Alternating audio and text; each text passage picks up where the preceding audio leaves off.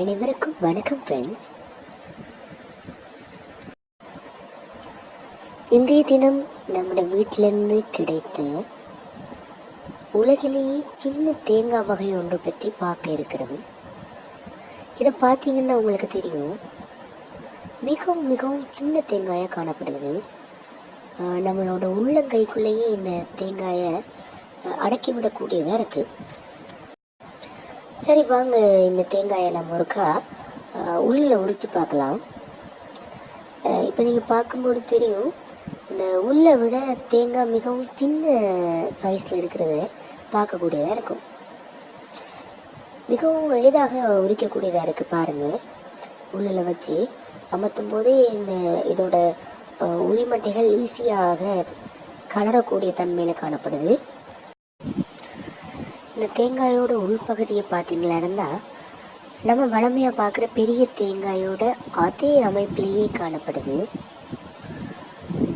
எப்போவுமே உள்ளில் தேங்காய் ஒன்று நீங்கள் உரிக்கும்போது மிகவும் கவனமாக இருக்க வேண்டும்.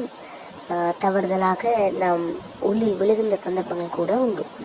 எனவே மிக கவனமாக இந்த சின்ன தேங்காயை நாங்கள் உரித்தெடுத்திருக்கிறோம். தற்போது பார்த்தீங்களாக இருந்தால் உங்களால் அவதானிக்கக்கூடியதாக இருக்கும். ஒட்டுமொத்தமாக இது ஒரு பெரிய தேங்காய் போன்ற அமைப்பிலேயே காணப்படுகிறது. ஆனால் என்னுடைய உள்ளங்கைக்குள்ளேயே இந்த தேங்காயை பிடிக்கக்கூடியதாக காணப்படுகிறது.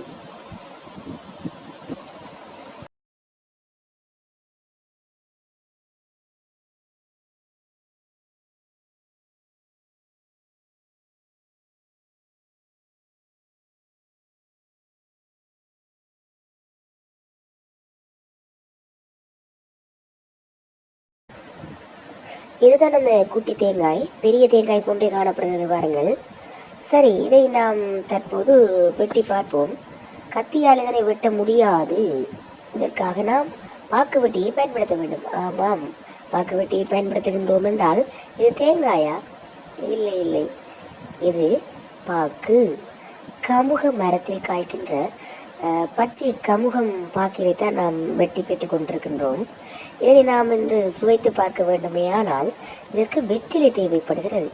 ஆம், முதலில் சிறிய துண்டுகளாக இந்த பாக்கை வெட்டி கொள்வோம். பிறகு வீட்டில் இயற்கையாக அழகாக வளர்ந்துள்ள இந்த வெற்றிலை மரத்திற்கு அருகில் சென்று ஒரு அழகான ஒரு வெற்றிலையை பறித்து கொள்வோம். தற்போது அந்த பறித்தெடுக்கப்பட்ட வெற்றிலையில் நாம் வெட்டிய பாக்கினை வைத்து மடித்து வாயில் போட்டுக்கொள்வதனூடாக ஒரு பாரம்பரிய வெற்றிலை பாக்கினை சுவைக்கக்கூடியதாக இருக்கும். ஆம், நீங்கள் இதுவரை பார்த்து கொண்டிருந்த அந்த சின்ன பாக்கு, சின்ன தேங்காயில் சின்ன பாக்கு அது.